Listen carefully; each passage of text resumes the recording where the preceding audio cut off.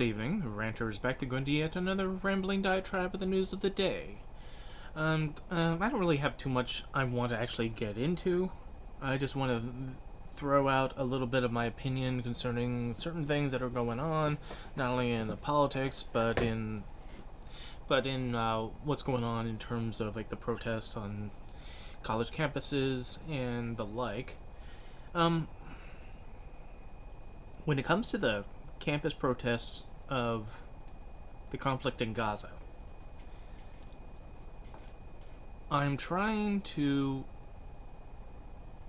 understand the two sides of it, where how people that is supportive of Israel's actions into Gaza because their belief is that Israel should be able to defend themselves in all manner of ways possible. We've heard that echoed from various media pundits to politicians to like Lindsey Graham, who took it 10 steps across the dance floor, which I'll get into just a little bit about that. But on the flip side of the coin, the protest itself is of the actions of Israel going into Gaza and the damage that is done to the actual populace of the Palestinian people in the name of that defense. And as much as I am willing to entertain the hypothesis of the nature of these protests, given there might be outside actors who coming in to rile up and generate these protests, who may have the sympathies towards Hamas as opposed to the sympathies towards the Palestinians, or at the very least, that could be the excuse for people who do not want these protests being done at all to be the reasons why we should be shutting these protests down in however manner or way they can do so. The problem is that our country is founded on the right to protest. We have seen protests in various forms throughout our history. And if we want to just keep it to the modern history in terms of the past 60, 70 years, for the protests of the Vietnam War and the like,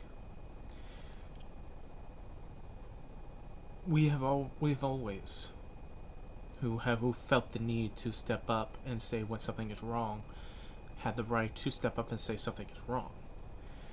Depending upon the actual rhetoric being done, either protests are going to be civil, protests could be animated, protests could be turn worse and then no longer become a protest and then be a mob riot. I've always said, in my opinion on January 6th, is that the protest stopped being a protest for those who crossed the line, who crossed the first barricade. I don't care if it was outnumbered cops putting aside the barricade and waving people in, which is being the latest dramatic defense of those who actually broke into the Capitol. They still broke into the Capitol.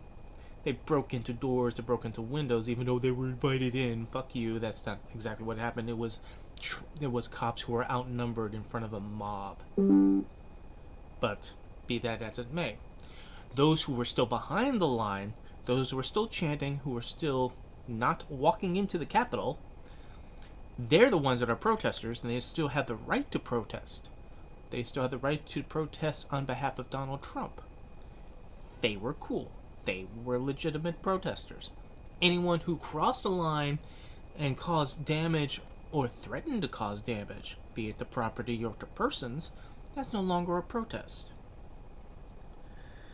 And the interesting way of this current protest over the conflict in Gaza is how much people are laser focused on trying to carve up the right to protest, shave it off just a little fine so that eventually that right gets eroded away.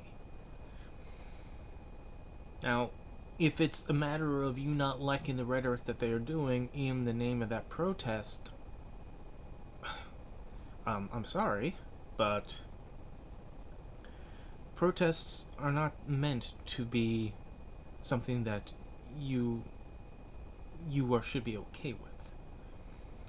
In terms of, the protest is supposed to be something that does provoke you, that tries to provoke the thought of whatever they're trying to express to you. Because if talking about it isn't working, if talking nice about it isn't working, if trying to explain it nice isn't working, then you go to protest.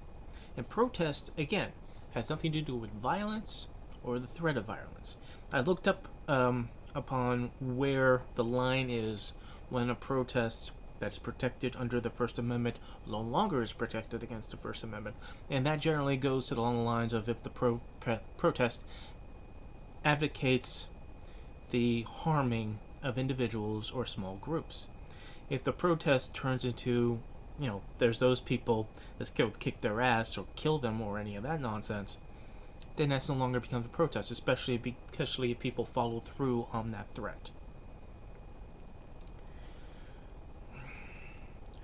But the thing about how the media and the influencers are trying to frame these protests is how whatever these people are saying in what they're trying to convey is just so horrible that it needs to be shut down like immediately.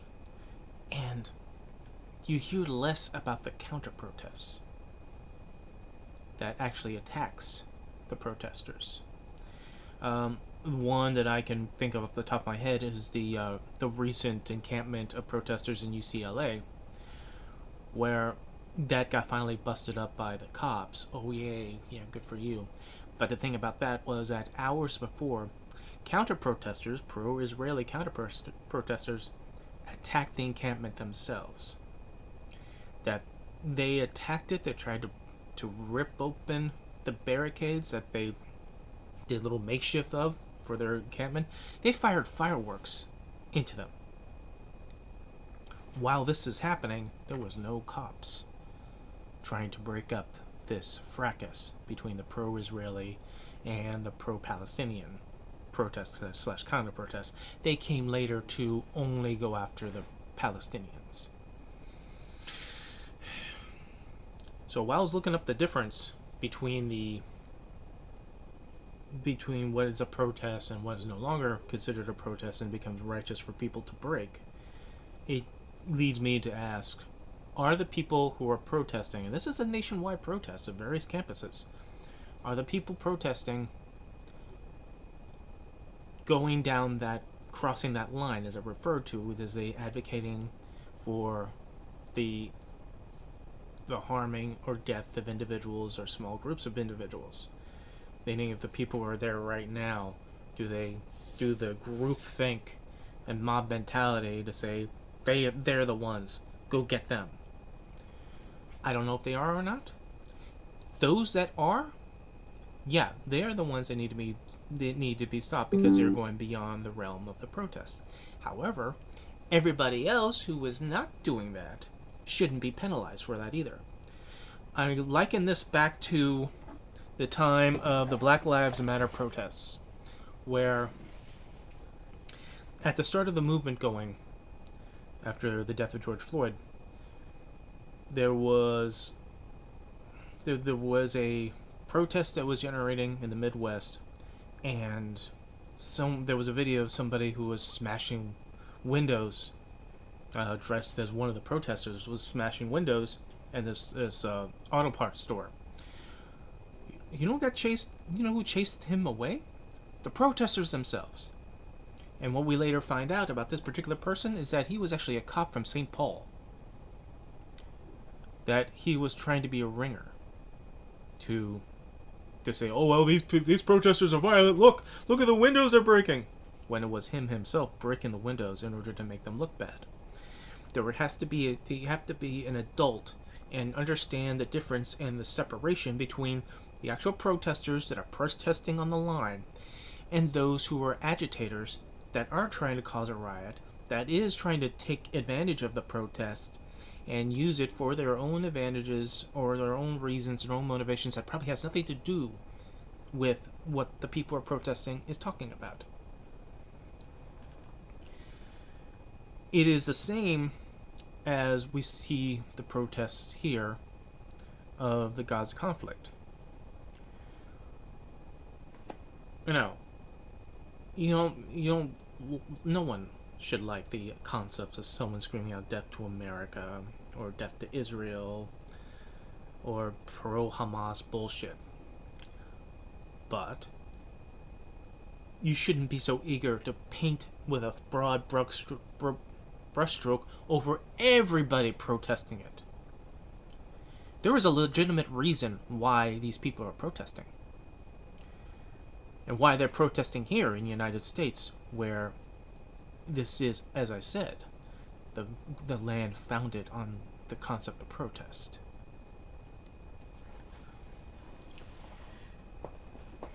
As of the actions and the counteractions of October 7th, the Israeli military, under the command of the Israeli government, a rather eager Israeli government to do so, has killed upwards of now over 35,000 civilian Palestinians in their efforts to eliminate Hamas.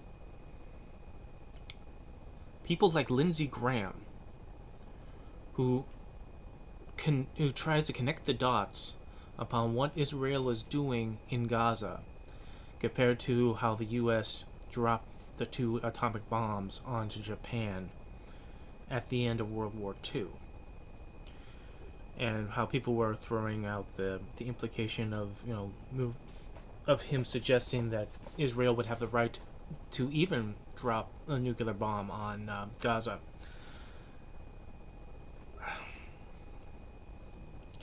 I am going to assume, for the benefit of the doubt, that Lindsey Graham knows what a nuclear bomb is, and what it does, and what the fallout will do after impact. That it's not just a one and done, whoop, oh, it's all over. No. To suggest, implying that he doesn't understand that the radioactive waste of fallout would move where the wind blows and would blow right back into the face of Israel, since it's literally right next to it. We'll assume that that was hyperbole, because if he actually did believe it, then he is also as stupid as he is also full of shit. But I think his point is that Israel can do whatever it wants. It should be able to do whatever it wants without people giving them static in defense. Pardon me. But the thing about that is that everything has to be proportional. We hold ourselves in our counters to any attacks that we receive, either by terrorists or by rogue agencies in foreign countries, to respond proportionally to how we were struck. Now that is something that we strive. Clearly in our history, sometimes we do the maul as opposed to the scalpel. Look at the war on terror on that. But there are ways of Israel to defend itself that has nothing to do with grinding up Gaza to dust, displacing 1 million people, and killing off 35,000 plus of the civilians. And it's not as if it's not known. I'm a layman. I'm a watcher of history and of politics. I have no background in intelligence, counterintelligence, insurgencies, or any of the nature of what the options are that people would have. But I know that Israel has Mossad. I know our partnership with Israel would afford us the luxury of offering our services to their special forces to go after Hamas directly. We could be the scalpel in the night to excise Hamas and sparing the Palestinian people. But Israel doesn't want that. As I've said in previous videos, Israel, the Israeli government, does not want that. They were cheering of the fact that they got attacked so horribly on October 7th, so they could be given the justification to go into Gaza.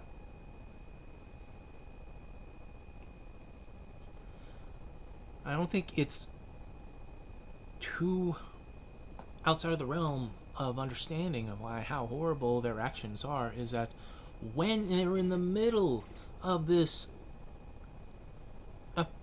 invasion, of this grand attack that they're doing, at the flip side of the same hand that is striking these people is offering up their land for people to settle.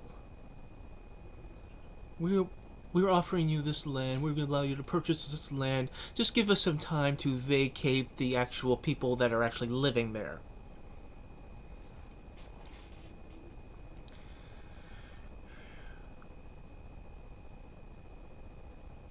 People do not want nuance. People do not want, and I'm sorry to make it so general, but I'm talking about the people who are against this protest. People do not want to have the nuanced discussion and the separation of what these protesters are protesting. They don't want to separate what's going on with the Palestinian people with the machinations and the terrorist acts of Hamas. They don't want you thinking about the Palestinian people. They do not want you to think that they're being displaced, that when this conflict began, their water and electricity was cut off, that the Israeli government was attacking hospitals, that when they do set up like this safe refugee route where they would have refugee camps being established so that they could leave, like the Israelis want them to leave, that they get attacked in the refugee camp and get those bombed. They don't want you to discuss that. They don't want you worrying about that because they don't want you to feel sorry about the people they're attacking. They want you to think that all Palestinians are all members of Hamas. And that if you are protesting the actions of the Israeli government, then you are pro-Hamas. You know, I can understand that this is not a simplistic issue, but you can look at this from the view of there is a difference between those who are pro-Hamas and those people who see that grinding up a neighbor, displacing them because you've been wanting to do that so long, is wrong. Lindsey Graham, who thinks military leaders are full of crap for disagreeing with him, has sort of washed his hands of all this mentality that he doesn't care about the casualties of the Palestinians because it's about the defense of Israel. But I already laid out how Israel could defend itself, and this is not it. You go back to Bibi Netanyahu's words that on the eve of their offense into Gaza, that they were going to change the face of the Middle East. That is not a defensive stance. That is someone gleefully ready to walk across the border and blow it up.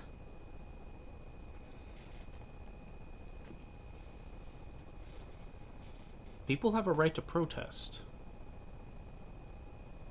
But as the old saying goes, a protest ends. Your First Amendment rights end at the other man's nose if you throw a punch. Should pro-Hamas, who may be mixed in with these protesters, should they be excised from there? And then if they do commit violence or they advocate for the violence of especially of Jewish students in these campuses or Jewish individuals, yes, those are the problem. Because that is not part of this main thrust of this protest.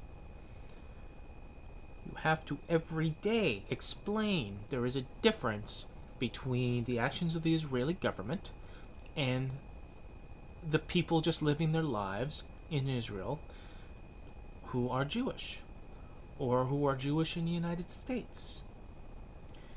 That someone who believes in Judaism is not, by definition, actively trying to attack you or displace you. Flip side of the coin. Not every Palestinian is a member of Hamas. And they should have no less rights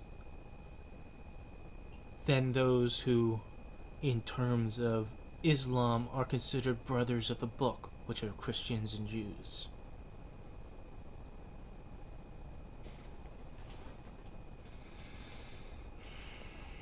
So there's that. My point of view is that the right to protest should not be infringed so long as the protest stays within the confines of the protest. The attacks and the constant assault of Gaza by the Israeli government is a legitimate subject to protest. It is not anti-Semitic to disagree with the Israeli government. And those who claim it is wants to inflame hate. That's just the way that is.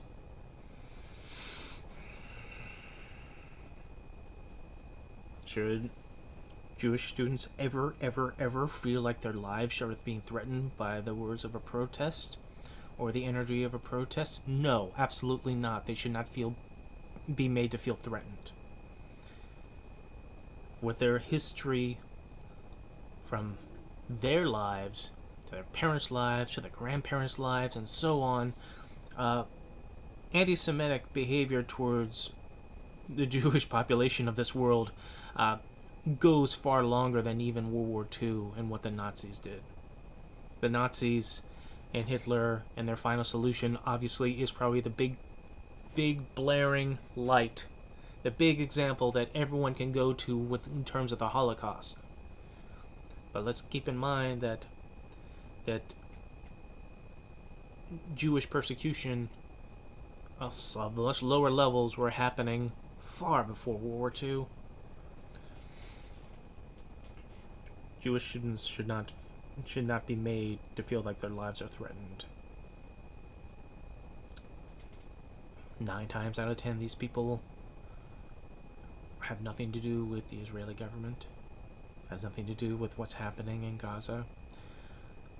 Many of them, American-born people who are Jewish, probably never even been to Israel.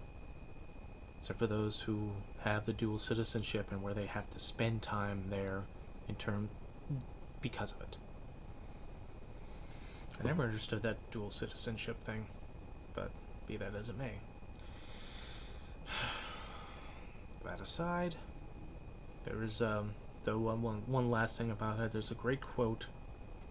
There's a number of great quotes actually from X-Men '97, which is no matter how the haters want to talk about it being too woke, they come out with banger episodes and then banger rhetoric. For the rest of us, like me, and many other people, when a great tragedy hits, or a great systematic tragedy happens over time, sometimes it is so big and so massive and yet maybe so distant that we are so desensitized by it that we don't do anything other than go, oh, shucks. When you do not have skin in the game, and you see a great tragedy happen before you, happening to other people, sometimes the only answer that you turn to is apathy. That's terrible. That can be tantamount to a sin, but that is also reality in our world.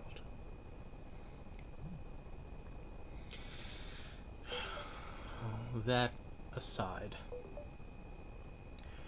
You may have noticed, despite my obvious opinion of Donald Trump, that I haven't been saying too much about his current court cases or predicaments and so forth. You would think that, every time there was a trial date, you'd be seeing a Ranter Matt video come up and trying to promote with gleefully what's going on in these trials. I haven't done that, not because I disagree with the trials. I don't. I believe that this person who exists outside of the realm of consequence should feel some consequence, even if that consequence is just being put on trial. Just because I have a quite dislike over a man that I consider unqualified and disqualified piece of shit to ever be anywhere near the White House, let alone been there once, does not mean that I think that therefore he should be automatically guilty. No. That's not how our judicial process works. Which is why I don't believe this is a political sham or it's a witch hunt and all the other stuff that Trump whines about every day outside of the courtroom. Half the time getting him violating his gag order, and now he gets his little minions to violate the gag order for him by continuing the attacks that he made on the judge and on the judge's daughter. They'll do it for him because he had strike one, strike two of violating the gag order and being held in contempt. And the third one might be jail time.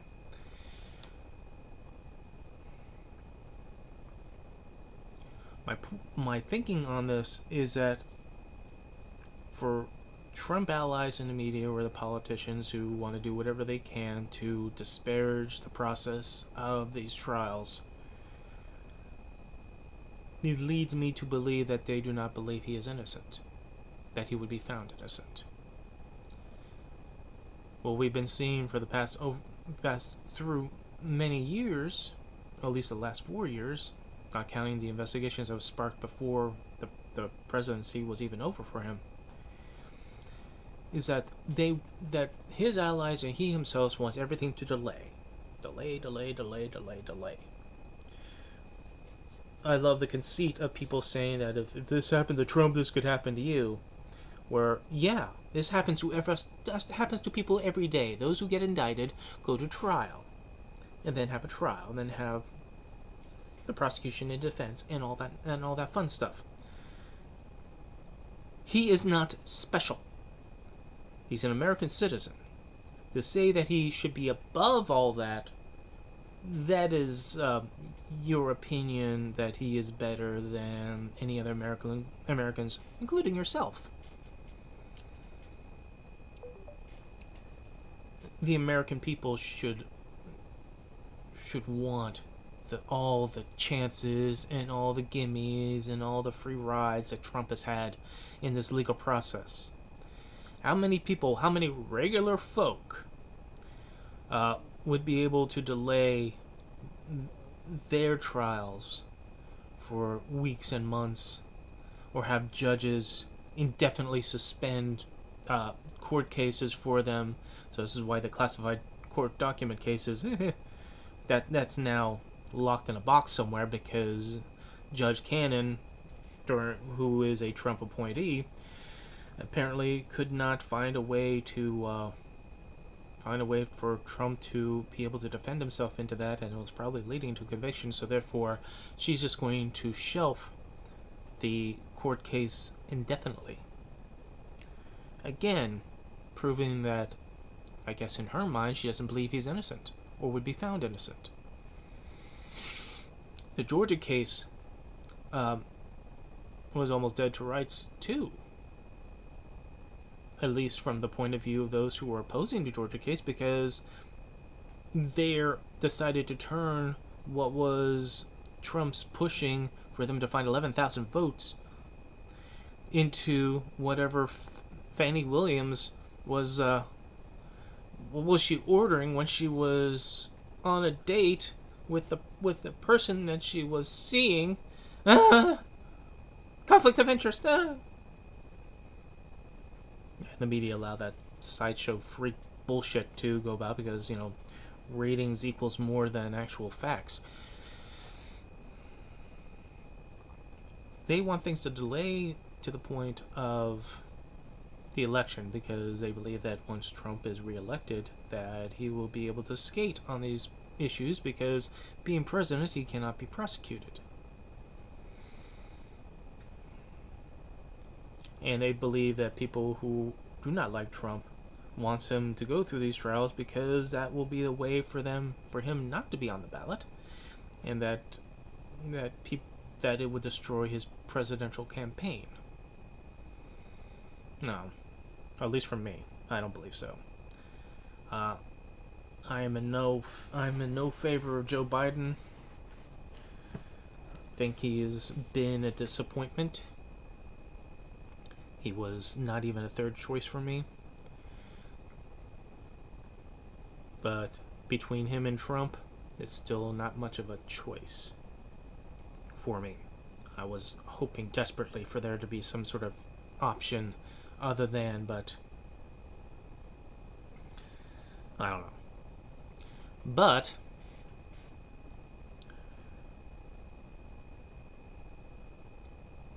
given Trump's behavior going into all these legal predicaments of his flailing and whining, and him never shutting the fuck up about his bullshit election fraud that he could not even prove, that he shows to his supporters and to those who are just Republicans who will have their stomach twisting in order to vote for him. He has not been the noble person here. He's been whining and crying and bitching and moaning about the election being fraud. It was stolen. Oh, this are political witch hunts. They went after me. Oh, the courtroom's so cold. This is the person you want to be your leader. Again.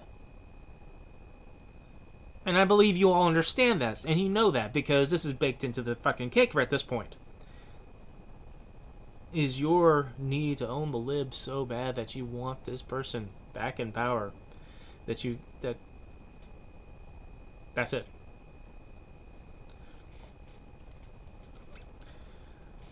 He recently came up that he was asking oil companies to, if you give me $1 billion, then I'll make sure as president I will get rid of all the Biden regulations against you. Right, so bribe.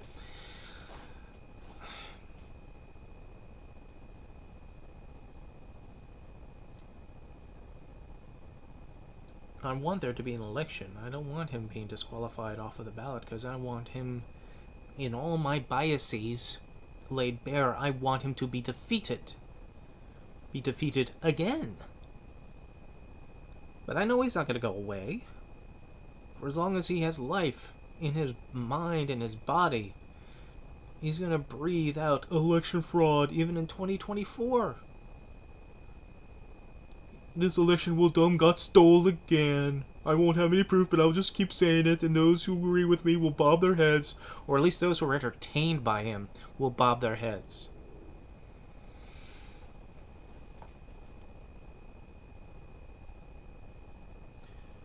The trial is a good thing, not only for the pursuit of the truth, and if he did anything wrong, then he should get consequences for him doing wrong, and if he's found innocent, then they will find him innocent. That should be vindication, but he doesn't even act like that. His allies don't even want to act like that. They want to delay, they want to sidestep. They don't ever want him to be on the stand, because Lord knows, even back when he was president, and back there was things like depositions that they wanted, his Trump allies on the media says, no, he should never take the stand. No. Because he'll get into a perjury trap. Because he knows he will fucking lie. If he's breathing, he's lying. As far as they're concerned. No, Trump is not going to go away. Even if he loses again. He's not going to ride off into the sunset because his ego is in this now. Ego's so big and so massive that cannot be denied that he demands of his lawyers to call him President Trump, and when the judge just calls him Mr. Trump, ooh, that gets him all mad.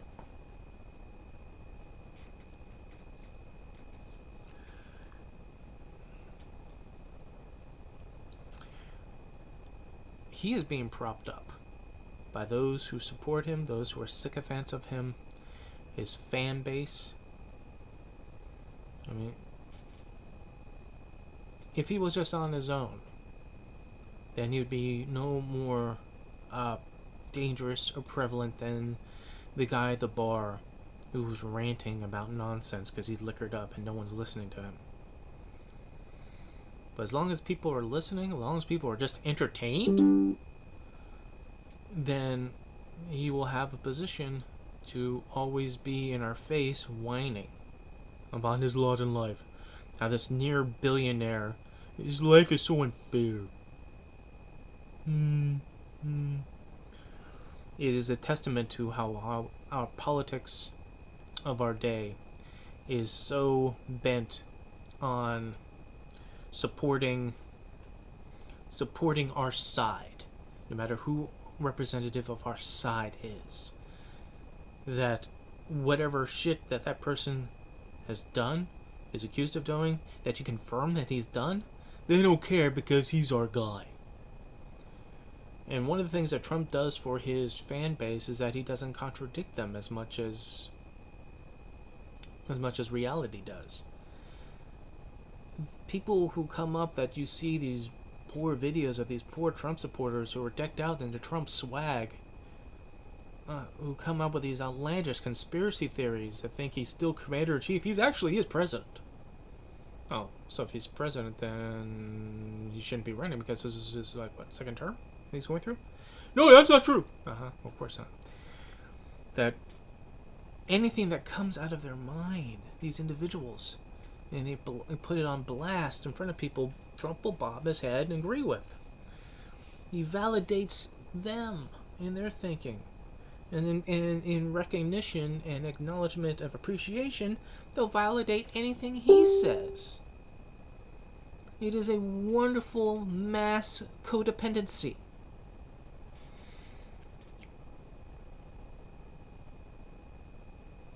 Do all Trump supporters do that? I don't think so.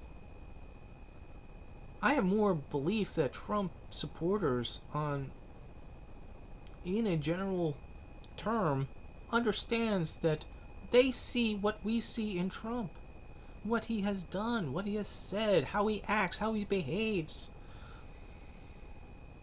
A mid-range 70-year-old man who acts like a 14-year-old. But because our politics is so partisan and is so our tribe versus your tribe, they have to run with the hand they are dealt. Because, again, I've said this in multiple videos beforehand, he reflects upon them.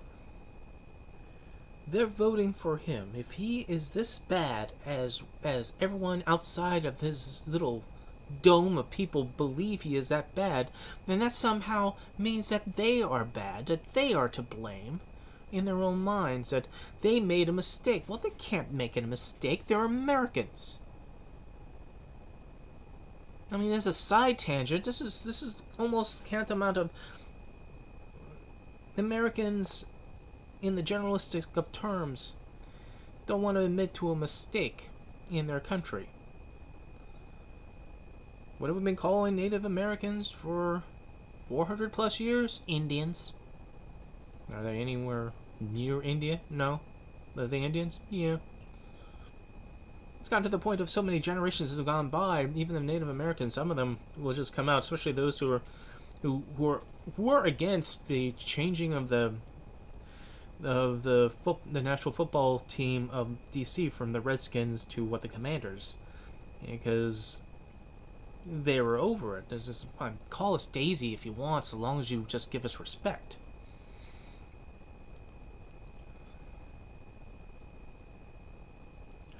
It took over 500,000 people in a civil war to die, and devastating of countrysides, devastating of towns in the United States, for people to get the fact that slavery was wrong, that they were wrong to support it. Or the majority of them who were poor, who didn't own a slave to begin with, who believed that this was about states' rights.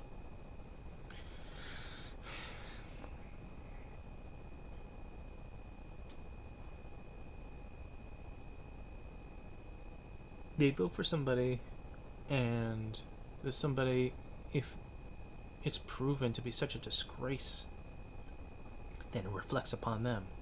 They can't have it reflect upon them, so they double down. They don't acknowledge. It's another thing. It's to keep digging that hole. Keep digging that hole. You dig deep enough, down enough. You reach China, then you just step out of that hole and just brush yourself off.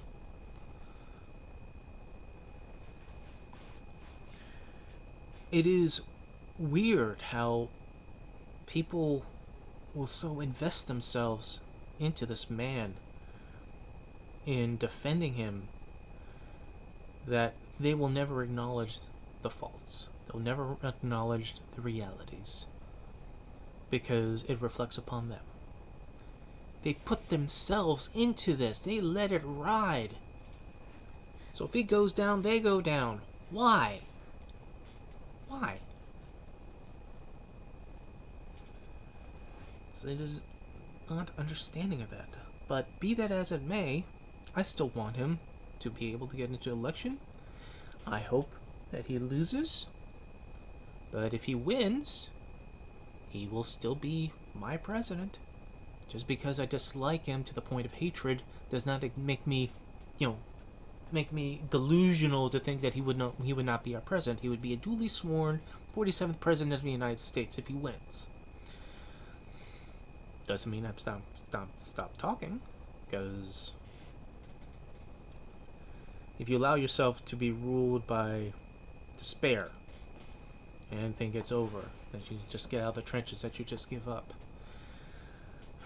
I've been at that moment, but it's the vigilance that many of us have felt since he first won in 2016, that you always stay on. You always stay on the path. You always point out the contradictions, the ironies, the falsehoods, the bullshit. Even if they're not going to listen to you, point it out.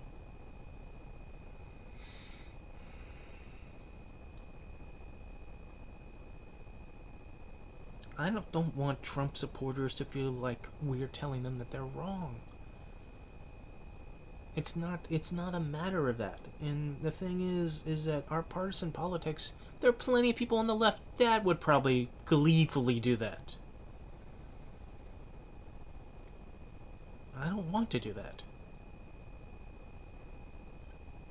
I think majority of them, or maybe not majority, but many of them who are so invested into Trump are being so snowed by him. People who would buy his gold shoes or buy his non-existent trading cards that don't exist in your hand but on an app that you can probably pick up bootleg, but you'll pay hundreds of dollars for.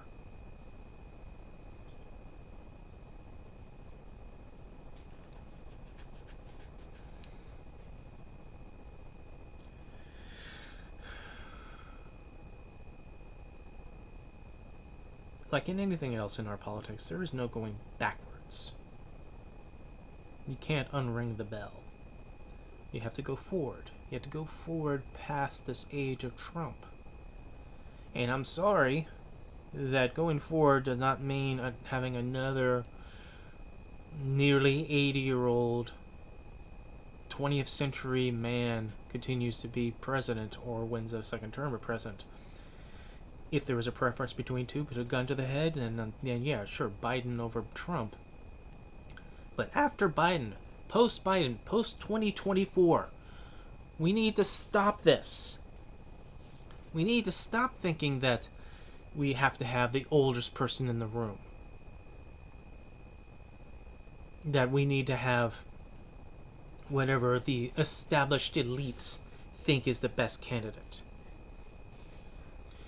And not do anything in the back rooms to try to finagle influences one way or another, exposure one way or another to the person that we were wanting to do. It happens in both sides. It's one of those both sides things, because no matter how much you're going to rail against the Republicans and the joke of their nomination process of how many people were rising up to be the nominee when we all knew it was Trump, and even the RNC was making sure that they had them as minimum influence and minimum support from them as humanly possible over the God King Trump. Democrats in the DNC, their elite, are no different in that argument of what they do. We had a nice crop of candidates in 2020. At least 3 of them I preferred over Biden, who were younger, who still had the inkling of idealism and not was beaten completely down to just continue with the operational machinery of the status quo of people that voted against Trump, that made Biden president. That's what happened. And it's one of the things that you can't quite argue your way around, it's things you can't quite convince your way around, is that the majority of these people, with me included, was not voting for Joe Biden. They were voting against Donald Trump. That is a vast majority of people who wanted to not see Trump in the White House again. And they stomached, and they held their nose and voted for Biden to prevent that from happening. And no matter what Biden has done or not done, will still probably translate to 2024, especially with the antics that Trump has done since January 6th on up. Of his behavior, of what he kept talking about the election being a fraud, that it was done stole. All that childish, immature bullshit that proves he is invalid, that proves he is disqualified. That proves that he's unqualified, even being a president for 4 years.